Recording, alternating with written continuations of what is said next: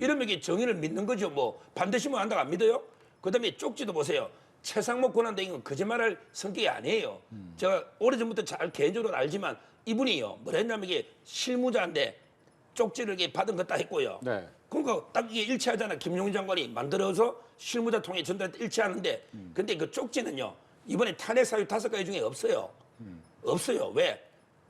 쪽지는 중요한 게 내용이잖아요. 네. 그 내용이 아무 문제가 없어요. 뭐냐면 이게 국회를 없애고 새로운 이게 국회 입법기구를 만들자는 게 아니고 우리가 이런 거죠. 그거는 뭐냐면 예를 들어 이게 계엄이 되잖아요. 그러면 이제 그 예비비나 이게 예산이 좀 변동될 수가 있죠. 왜 대통령실 예산도 없고 이런 거 예산을 하면 예비비나 이게 좀 필요하잖아요. 이런 예산을 조정할 인원들, 기구를 TF팀을 기재부 내에 구성해라. 요 취지라고 했잖아요. 그게 맞고 문맥에. 어떻게 국회를 없애고 새로 국회를 어떻게 뽑아가 비상입법기구 이거 말도 안 되는 이야기고 기재부 내에 예산을 조정할 비상입법 이걸 우리 긴급재정경제명이래요. 옛날에 김영삼 대통령이 금융실명제 있잖아요. 요 입법을 수행할 예산을 뒷받침할 이런 기재부 내에 팀을 만들어라. 요 뜻입니다. 이 쪽지는 아주 정상적인 쪽지이기 때문에 뭐 누가 썼나 대통령이 써도 아무 문제 없는 쪽지예요. 본질은. 그런데 일단 지금 관련해서 증언을 거부하는 것이 증인의 신뢰를 저하시킨다라는 그 함의는요. 결국 그 속뜻은 이 증언 거부 자체가 문제가 된다라기보다는 증언 거부가 선택적으로 이루어지고 있다. 이 부분에 핵심이 있는 것 같습니다. 지금 김용균 전 장관이 만약에 모든 증언을 다 거부하고 있다라고 한다면 뭐 그러려니 할 수도 있을 것 같은데요. 지금 대통령 측이 했던 질문에 대해서는 증언을 다 했습니다. 그런데 국회 측에 대해서만 증언 거부를 한다. 결국 선택적으로 거부를 한다라는 것은 증인 자체가 대통령 측에게 우호적인 증인이다라는 것을 사실상 인정하는 것밖에는 되지 않거든요. 그렇다면 이 증인의 증언들이 어느 정도까지 믿을 만한가에 대해서는 당연히 재판부로서는 신뢰가 저하된다라고 볼 수 있을 것 같고 그렇기 때문에 김용현 전 장관으로서는 물론 증언 거부권이 본인에게 보장된 방어권인 것은 맞지만 그렇다 하더라도 국회 측의 질문에 대해서도 또 증언에 또 임하는 모습을 보여주는 것도 전직 장관으로서의 또 바람직한 모습이 아닐까라는 아쉬움도 듭니다. 네, 이제 윤 대통령의 탄핵 심판 4차 변론이 다시 재개가 됐습니다. 그리고 나서 문영배 소장 등이 쪽지 실물을 좀 보여달라, 직접 물어볼 것이다라고 이야기를 했습니다. 근데 이 실물이 남아 있나요? 모르겠어요. 실물은 이게 그 제가 알기로 최상목 대행이요. 네. 경찰에 그 조사받으면서 제출했다고 저는 기사를 본 적이 있거든요. 초반에. 네. 예. 근데 만약에 뭐 헌재가 지금 수사 기록을 송부척대했잖아요. 그렇죠. 이게 명백한 저는 불법으로 보거든. 헌재법 32조에. 우리 이번에 이창수 검사장 탄핵에서 수사 기록을 보내달라 했거든요. 네. 근데 단호하게 헌재법 32조 안 된다. 이거는 명백하게 안 되는 거예요. 뭐 판사들이. 그러니까 제 말에 만약에 이걸 받았다면 수사 기록을 쪽지가 있을 가능성도 있죠. 네. 그러니까 아마 이게 있는지는 저도 확실하게 모르겠는데 수사 기록이 왔다면 네. 있을 수도 있는데 이거는 저는 법적으로 나중에 문제될 거예요. 지금 보니까 이제 기재부 장관 쪽지 증거 채택 동의 여부를 질의를 하고 있다라고 하는 거 보니까 양쪽에 또 문의는 하고 있는 것 같긴 하고요. 그렇죠. 이 부분이 결국에는 수사기관에 제출이 돼서 확보가 된 것으로 봐야 될 것 같고요. 그렇기 때문에 이 쪽지를 증거로 채택할지 여부에 대해서 동의 여부를 지금 묻는 것으로 봐야겠습니다. 사실 이 부분은 좀 보도에 의해서 어느 정도 쪽지의 실체라든지 이런 부분이 또 보도가 되기도 했었거든요. 또 이제 한 단독 보도에 의하면 이 쪽지 하단에 8쪽이라는 그 8이라는 쪽번호가 써 있었다 이런 보도도 있었거든요. 네. 만약에 이 내용이 맞다라고 한다면 8쪽이니까 앞에 7장이 더 있었던 것 아니냐라는 의심도 할 수 있는 상황입니다. 저는 수사기관도 당연히 이런 의심을 할 것이기 때문에 관련해서 압수수색이라든지 여러 관련자들의 진술을 통해서 또 다른 쪽지가 있었는지 여부에 대해서도 저는 수사는 따로 별도로 벌어지고 있을 거라고 생각합니다. 네. 지금 대통령이 오늘 나와서 김용현 장관과 마주치면서 이야기를 했지만 그렇게 한번 쳐다보긴 했지만 눈은 또 마주치지 않는 시선을 맞추거나 인사하는 모습은 보이지 않았다라는 이야기까지 좀 들려오고 있는 상황이고요. 지금 김용현 전 장관 같은 경우에는 이제 보석이 기각이 된 상태입니다. 보면 하지만 이제 검찰 쪽에서 요구한 편지 같은 경우를 못 받게 하는 부분은 또 기각이 되면서 여러 가지 좀 어떤 의미로 가지고 있느냐. 왜냐하면 이제 경찰청장은 보석이 허가가 됐는데 아무래도 신변의 이제 건강상 문제다라는 얘기가 좀 있고 하는데 김용현 전 장관 같은 경우 보석을 허가하지 않은 이유는 어디 있을까요? 아마 이제 재판부 볼 때 조지호 청장은요. 네. 어떻게 보면 이게 대통령한테 불리한 진술을 지금 체포전화 이렇게 계속 이야기하고 있지 않습니까? 재판부 볼 때는 이게 그 조지호 청장은 좀 이게 그 진술을 다 하니까 네. 협조적이다. 협조적이다. 그다음에 그 물론 그 혈액암 이게 투병 중에 있잖아요. 그렇죠. 병원으로 이게 제한한 거니까 이래서 이게 그 보석 허가한 게 아닌가 뭐 이렇게 보이고요. 저는 오늘 신문에 가장 중요한 게 그 일부에서 마치 이게 대통령과 김용현 장관이 좀 이게 그 책임을 떠넘기는 식으로 이게 약간 이게 분열된 게 아니냐 이런 게 이야기를 계속 퍼뜨리는 사람이 많았어요. 근데 그게 전혀 아니라는 게 드러나잖아요. 서로 이게 대통령과 김용현 장관이 서로 책임을 떠넘길 이유도 없고요. 네. 딱 있는 그대로 이게 팩트대로 정언하고 있잖아요. 일치하고 있지 않습니까? 지금 보니까 이제 기재부 장관이 전달한 쪽지가 이제 증거로 채택이 됐다라는 이야기까지 나오면서 앞서서 이야기한 것처럼 아마 처음에 제출했던 그 문서를 이제 증거로 채택을 했다라고 하니까 아마 그걸 또 직접 보면서 거기에 대한 또 질이나 이런 것도 있을 것 같긴 하고요. 여기에 대한 얘기도 또 계속 들을게요. 그렇죠. 그 쪽지 내용에 보면 결국에 비상 입법 기구에 관한 부분들이 있었기 때문에 결국 이것이 사실상 국회를 해산하라고 했거나 아니면 국회 기능을 마비하려고 하는 국헌 문랑의 목적이 있는 것 아니냐. 결국 위헌적인 조치 지시가 있었다라는 것에 근거가 될 수 있기 때문에 상당히 중요한 의미가 있습니다. 따라서 이걸 누가 작성했는지 그리고 이 작성을 김용현 전 장관이 했다라고 하더라도 대통령이 관련된 검토나 승인이 있었는지 또는 지시가 있었는지 이런 부분이 상당히 중요한 또 쟁점이 될 것으로 보입니다. 일단 이 쪽지가 증거로 채택이 되었기 때문에 아마 이 쪽지를 보면서 관련된 질문들이 이어질 가능성은 있을 것 같고요. 대통령은 본인이 이제 작성한 바도 없다라고 했고 뭐 전달한 적도 없다라고 한 상황이지만 과연 대통령이 전혀 모르는 상태에서 김용현 전 장관이 이것을 작성하고 전달까지 했을지 이런 부분에 대해서는 좀 의문이 남기 때문에 아마 재판부도 이런 부분을 직접 질문할 가능성도 저는 열려 있다고 보입니다. 예, 헌법재판소는 현재 김용현 전 장관의 증인 신문을 계속하고 있고요. 증언 거부는 본인의 판단이라고 말했다는 내용도 속보로 전해졌습니다.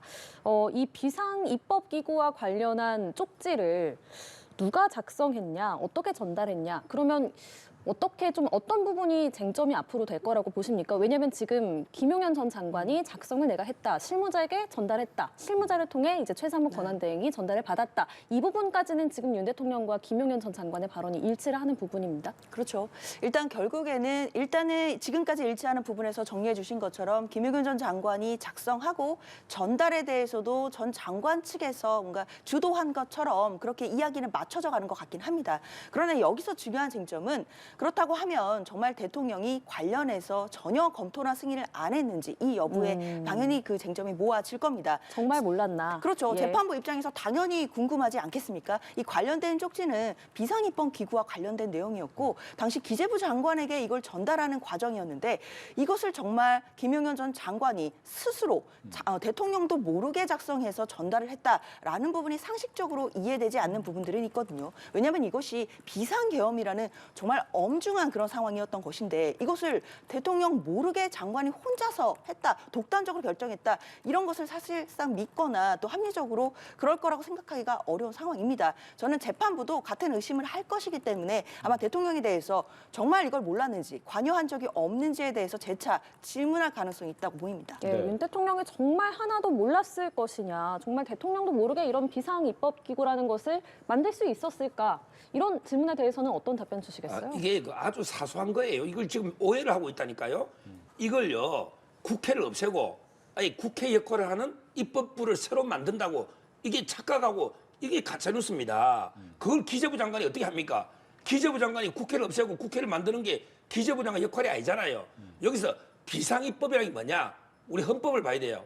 우리 헌법에 대통령의 권한 중에 이게 있잖아요. 계엄, 그다음에 긴급 명령이 있고요. 그다음에 긴급 재정경제명령이 있습니다. 이게 바로 비상입법이에요. 왜 계엄이 되다 보면 계엄 쪽으로 예산이 좀 바뀔 수가 있잖아요. 그러니까 그러다 보면 이게 긴급 재정경제명령도 따라 같이 올 수가 많아요. 그러니까 비상입법, 즉 긴급 재정경제명령 이런 게 입법을 수행하다 보면 이게 예산 항목이 좀 바뀌거든요. 이걸 담당하는 게 부처 TF팀을 기재부 내 공무원들로 만들어라. 이 뜻이란 말이에요. 앞뒤 전체를 보면. 이게 그러니까 기재부 이건 내용이 아무런 문제가 없고 사소한 거잖아요. 예산이 좀 항목이 바뀌는 걸 대비해서 기재부 내 팀을 한번 구성해봐. 이런 거 실무자가 그냥 알아서 하는 거지. 대통령이 이런 걸 지시할 필요가 뭐 있냐요. 이건 아무것도 아닌 거예요. 네. 지금 국회 측에서는 이제 김용현 증인에 대한 신문이 시작됐습니다. 앞서서 이제 기획재정부 장관, 당시 기획재정부 장관에게 쪽지를 전달한 과정이 어떻게 됐느냐에 대한 질문을 했고 거기에 대해서 답변을 하고 있는지는 명확하지 않습니다. 일단 앞서서 이제 증언을 안 나가겠다라고 했는데 이 부분이 어떤 대답이 나올지 아니면 아예 정말 대답을 하지 않을지는 좀 더 지켜봐야 될 것 같고요. 헌재 같은 경우에는 또 이제 비상계엄 진술조서에 대한 증거를 채택하면서 국정원의 기밀 문서도 확보했다라고 앞서서 좀 보도가 전해지고 있다고 하네요. 이제 관련돼서 아마 당시 국정원으로부터 이제 받은 부분이 이제 기밀 문서이기 때문에 이걸 어떻게 할 것인지를 변호인 측과 얘기를 또 하고 있다라는 얘기까지 들어오고 있다는 점을 확인을 해드리겠습니다.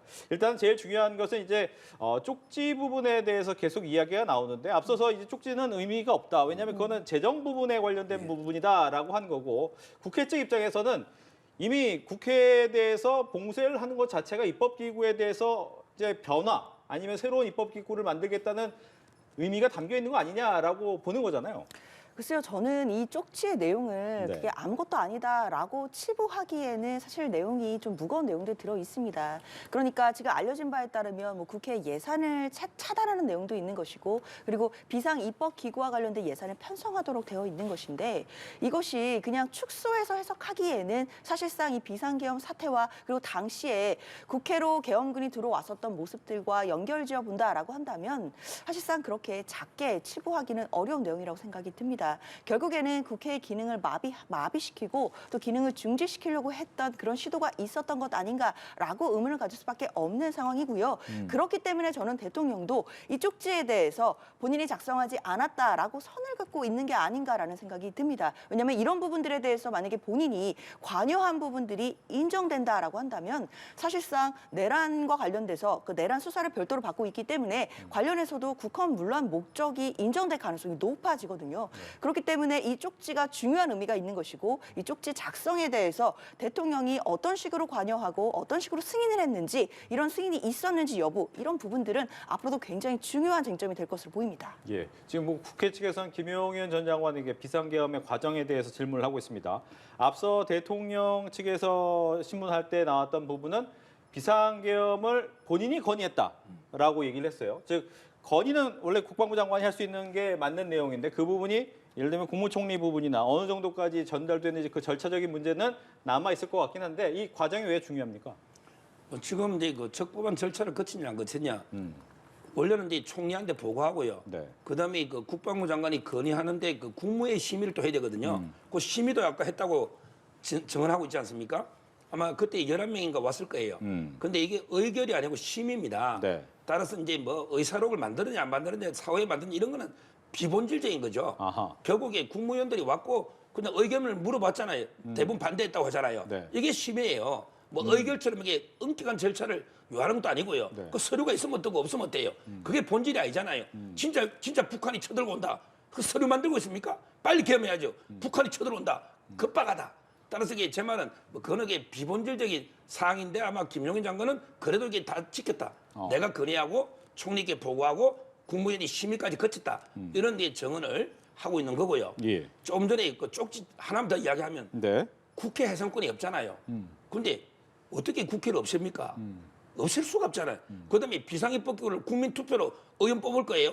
이게 말이 안 되는 이야기잖아요. 상식적으로, 이병력으로. 따라서 이거는요 뭐냐. 국회가요. 지금 특활비를 국회는 90몇 억 가져갔잖아요. 대통령실 영호 만들었죠. 검찰도 영호 만들었잖아요. 그런데 공천은 퍼주가 어제 그 술 저녁에 파티까지 했지 않습니까? 그 의혹이 높지 않습니까? 제 말은 이 잘못된 예산을 좀 조정해봐라. 국회 예산 줄이라는 말은 국회는 특활비나 활동하는데 많이 가져가고 아예 대통령실이나 검찰, 경찰은 하나도 없잖아요. 이런 걸 하는 TF 이걸 구성하라는 거죠. 예, 비상계엄의 과정에 대한 질문을 하고 있다. 여기에 네. 대한 이야기. 그렇죠. 결국 비상계엄 자체가 실질적인 헌법의 요건에도 맞지도 않았고 그리고 절차 위반이 있었다라는 것을 입증하기 위한 질문이라고 보입니다. 결국 비상계엄이라는 것은 실질적인 요건도 반드시 필요하지만 형식적으로 절차가 필요하거든요. 국무회의 심의도 필요한 것이고 특히나 대통령이 하는 모든 국정에 대해서는 문서로 하도록 되어 있습니다. 그런 부분들이 문서로 남아있지 않다라고 한다면 절차상의 중대한 위반으로 볼 수밖에 없거든요. 아까 서 변호사님은 뭐 계엄 당장 북한이 쳐들어오고 있는데 이런 절차를 어떻게 거치는 되느냐라고 말씀 주셨지만 12월 3일 날 밤에는 전시, 사변, 기타 준하는 국가 비상사태가 아니었잖아요. 네. 그렇기 때문에 반드시 문서를 했어야 했고 그리고 국무회의 심의 과정에서 이 국무회의가 형식적이 아니라 정말 실질적으로 국무회의 요건들이 지켜졌는지에 대해서도 좀 따져볼 문제가 있다라고 보입니다. 그렇기 때문에 아무래도 김용현 전 장관에게 비상계엄을 선포하게 되는 그 전달의 과정에 있어서 절차 위반이 있는지를 입증하기 위해서라도 이런 좀 질문들을 또 따져 나오지 않을까라는 생각 듭니다. 예. 네. 뭐 지금 김용현 전 장관 같은 경우에는 이제 노상원 아무래도 저번에 얘기 나왔던 분이죠. 이 청문회 때 많은 도움을 받았다라고 하면서 아마 이 외곽에 있던 사람한테 이제 왜 도움을 요청하고 함께 일했느냐라는 부분에 대한 얘기를 또 질문을 한 것 같아요. 여기에 대해서도 청문회 때 도움을 받아서 계속해서 연락하고 있었다라는 부분인데 이 노상원에 대한 이야기를 물어본 이유는 뭘까요? 지금 이게 문제예요. 우리가 정확하게 대통령의 워딩 지시하고요. 그다음에 김용현 장관, 그 밑에 여인형 방첩사령관이나 사령관들 네. 이걸 이렇게 섞어버리면 안 돼요. 정확한 지시들이 그렇잖아요. 예를 들어 노상원 이분에게 그 민간인이잖아요. 네. 민간인이 뭐 롯데 뭐 어디 식당에 모여가지고 햄버거점인가 네. 뭐 이게 떠들든 말든 이게 대통령하고 아무 관계 없잖아요.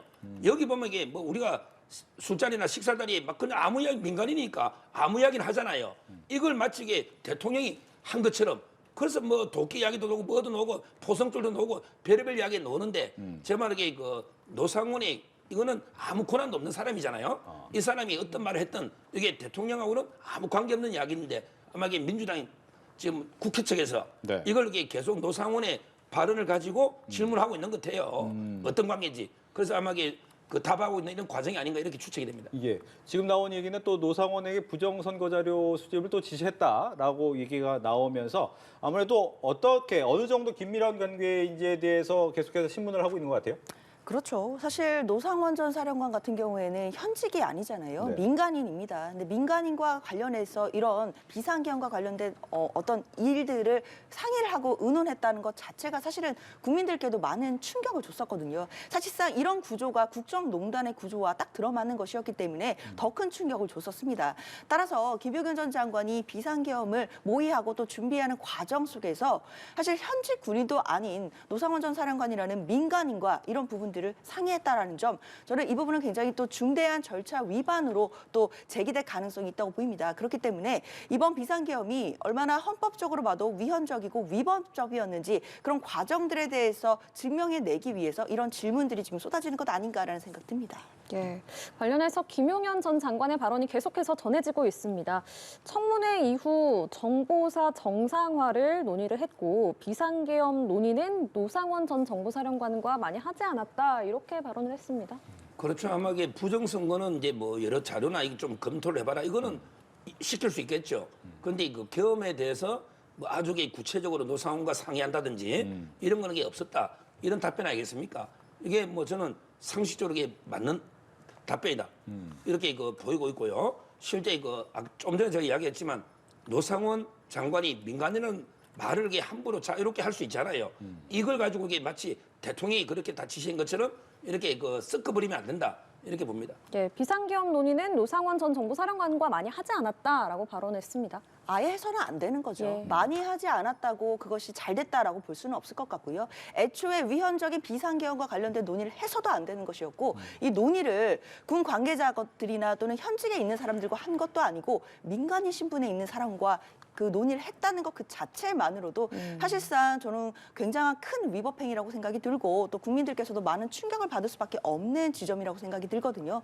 그렇기 때문에 그리고 또 뭐 정보사와 관련해서 이 정상화에 관련돼서 논의를 했다 이런 부분들도 나오는 것 같은데요. 네. 사실 지금 현직에 있지 않은 민관인과 왜 이런 논의를 했어야 되는지가 가장 큰 의문일 것 같고 이런 부분들은 저는 헌법재판관들에게도 지금 당장 생겨나는 의문일 것 같습니다. 왜 이런 부분들을 군 내부에서 직책을 갖고 정식적으로 직함이 있는 사람들과도 의논할 수 있었을 것인데 왜 외부에 있는 민간인과 이런 논의를 했어야 했는지에 대해서 저는 이 부분 재판관들이 당연히 문제 삼을 것으로 보이고 질문도 이어지지 않을까라는 예상도 가능해 보입니다. 네, 김용현 전 장관이 비상계엄을 대통령에게 건의했다라고 했는데 비상계엄의 작전은 대통령에게 알리지 않았다라고 하거든요. 약간 논리적으로 좀 매치는 안 되고 있거든요. 아니요. 그런데 그 예를 들어 아주 구체적인 거 있잖아요. 뭐 실행 세부 실행 사항은 알지 않았다. 세부적인 거. 대통령들에게 이런 큰 이유로 계엄이 필요합니다. 이렇게 건의하지. 그걸 그 짧은 시간에 시간이 짧아요. 원래 그때 정상회담이 있었잖아요. 네. 오고 나서 그게 잠깐 있었기 때문에 시시콜콜하게 그 세부적인 이런 실행 계획까지 대통령한테 보고할 상황도 아니고 또 이게 시간도 그때 없었고요. 네. 워낙에 급하게 갑자기 이루어졌잖아요. 정상회담 끝나고 이게 바로 한두 시간 만에 바로 이루어졌잖아요. 그러니까 저 부분들이 저는 여러 객관들이 정황과 일치하는 진술로 봅니다. 예, 비상계엄 작전을 대통령에게 알리지 않았다. 글쎄요, 저는 이 부분이 상식적으로 납득이 되는 주장인지 잘 모르겠습니다. 비상계엄의 어떤 구체적인 작전이나 뭐 실행 과정들을 대통령에게 보고하지 않았다라는 취지인 것으로 보이는데 뭐 대통령을 보호하기 위한 진술인지는 모르겠습니다. 다만 이런 진술들이 과연 재판관들에게는 얼마나 진실성 있게 또 신빙성 있게 들릴지는 의문이 드는데요. 그러면 김용현 전 장관의 이야기대로라면 대통령은 비상계엄의 작전에 대해서 구체적인 내용도 알지 못한 채로 비상계엄을 선포했다는 얘기입니까? 사실 대통령이 행사할 수 있는 그런 권한 중에서 비상계엄이라는 그 선포 권한 같은 경우에는 헌법상 요건도 엄격히 지켜야 되는 것이고 절차적 요건도 엄격하게 지켜야 되는 것입니다. 이것을 위반했을 경우에는 당연히 탄핵도 될 수 있는 것이고 어쩌면 정치적인 생명이 걸릴 수도 있는 중대한 그런 결정일 텐데 이런 결정을 함에 있어서 대통령이 관련된 구체적인 작전도 모르고 비상계엄을 선포했다라는 것 자체가 사실상 합리적으로 생각했을 때 납득이 되기 어려운 주장으로 들리거든요. 아마 이런 부분에 대해서도 저는 국회 측 대리인들도 마찬가지겠지만 재판관들 입장에서도 관련해서 질문을 또 추가로 하지 않을까라는 생각 듭니다. 예, 추가적으로 또 속보가 들어왔습니다. 김용현 전 장관이 여인영 전 방첩사령관에게 포고령 위반 우려 대상자를 알렸다라고 발언을 했습니다. 이 발언은 어떻게 생각하세요? 이게 상당히 중요한. 이게 아마 이게 그 체포조하고 이게 연결되는 아주 중요한 부분을 봐요. 그러니까 지금 현재 그 우리 국회 뭐 폐악제를 알린다 이러면 이게 국회 운영을 누가 하고 있습니까? 우원식 의장, 그다음에 이재명 대표, 그다음에 한동훈 대표 이런 분들은 이게 포고령에 보면 이게 활동 제한이 나오잖아요. 따라서 이게 그 포고령이 어길 수 있는 위반 우려가 있는 이런 사람들에게 그 여인형 사령을 알렸다는 거 아니에요. 근데 이걸 가지고 체포를 지시했다? 저는 이게 그까지 나아가는 거는 좀 이게 과도한 이게 그 추측이 아닌가. 왜 그러냐면 이게 그 군은요 명령이 죽고 명령이 사는데 이게 진짜 구체적으로 체포 지시가 있으면요 안 하는 게 이상하죠. 그게 항명이면 이게 군대가 아니야. 그렇잖아요. 위에 지시가 있는데 안 따르면 이게 군이 존재할 이유가 없잖아요. 그러니까 제 말은 이게 한동훈 대표를 체포하려면 이게 한동훈 대표 집은 더 탐사도 알거든요. 다 알잖아. 공개돼 있잖아요. 근데 체포하러 간 적이 없고 시도한 적이 없어요. 이걸 가지고 실패한 또 이게 내란이다. 뭐 항명을 내가 안 따랐다고 하는데 제가 보기에 처음부터 구체적인 체포 지시는 없었고 다만 이런 사람이 포고령 어길 우려가 있으니까 좀 이게 잘 살펴봐라. 이 정도 지시가 아닌가 저는 이렇게 봅니다. 예, 말씀하신 것처럼 국회의원 체포조 의혹과 연결이 되는 부분이어서 좀 네. 중요한 것 같습니다. 여인영 전 방첩사령관에게 포고령 위반 우려 대상자를 알렸다. 이 발언 어떻게 들으셨습니까? 그러니까 김용현 전 장관도 그 이른바 이제 정치인 체포 지시와 관련해서는 어느 정도 지금 발을 빼고 있는 모양새가 아닌가라는 생각이 듭니다. 결국에는 본인도 직접적인 지시를 안 했다라는 취지로 그렇게 들리기는 하는데요. 사실 이렇게 되면 지금 저 구속 기소되어 있는 군 사령관들이라든지 또는 이제 어제 국회에 나와서 증언을 했던 홍장원 제1차장 같은 경우에 그러면 누구에게 지시를 받았다는 것인지 사실 이야기가 어려운 얘기들이거든요. 결국 윤석열 대통령도 김용현 전 장관도 정치인들에 대한 체포 지시를 하지 않았는데 그러면 밑에 있던 군 사령관들이 알아서 그냥 갑자기 체포 지시를 받은 것처럼 착각을 하고 그런 행동들을 했다라는 것인지 그럼 그런 진술들이 왜 나오게 됐다는 것인지 사실 말이 앞뒤가 맞지는 않습니다. 따라서 대통령과 김용현 전 장관 측이 뭐 지시가 없었다라는 취지다라고 한다면 지시를 받았다라고 하는 또 부하 직원들이 분명히 존재하는 것이거든요. 그럼 그 진술이 상충되는 부분을 지금 어떻게 극복해낼 것인지 사실은 좀 이해가 가지 않는 부분들이 있고 만약에 군 사령관들이나 뭐 홍장원 제1차장이나 이런 체포조 지시를 받았다라고 그런 진술을 하는 사람들이 계속해서 일관된 진술을 하고 있고 대통령과 김용현 전 장관만 부인한다라고 한다면 사실상 이 부인하는 것만으로 책임이 면해지기는 어려울 것 같습니다. 예, 네. 말씀처럼 정말 어제 국회 내란 국조특위 청문회에서는 이와 엇갈리는 주장들이 많이 나왔거든요. 이건 어떻게 봐야겠습니까? 근데 그 체포는요 옛날에 우리 그 전두환 계엄할 때 그 김대중 체포 이런 게 있잖아요. 진짜게 그 중요한 인물을 체포하려면요 포고령 속에 누구를 체포해 대통령이 서명해서 딱이 주야 밑에 사람이 그걸 보고 체포를 하잖아요. 그러니까 이거는 이게 제 말은 이게 김용현 장관이 여인형 사령관한데 이렇게 포고령 이걸 우리가 있는 사람 명단만 대충 불러준 것 같아요. 그러니까 명단이 헷갈리잖아요. 홍장원 국정원 차장이 말하는 명단과 또 이게 조지호 경찰청장이 말하는 명단이 달라요. 조지호 청장은 판사까지 있습니다. 이번에 이재명 대표 무죄한. 그런데 홍장원 명단에 또 그런 게 없어요. 제 말은 이게 부정확하게 구두로 전달하는 이걸 가지고 어떻게 체포를 합니까? 그다음에 이거는 김용현 장관 선에서 방첩사령관한테 한 거죠. 대통령은 체포 최초도 안 꺼냈다잖아요. 이게 저는 맞다 봅니다.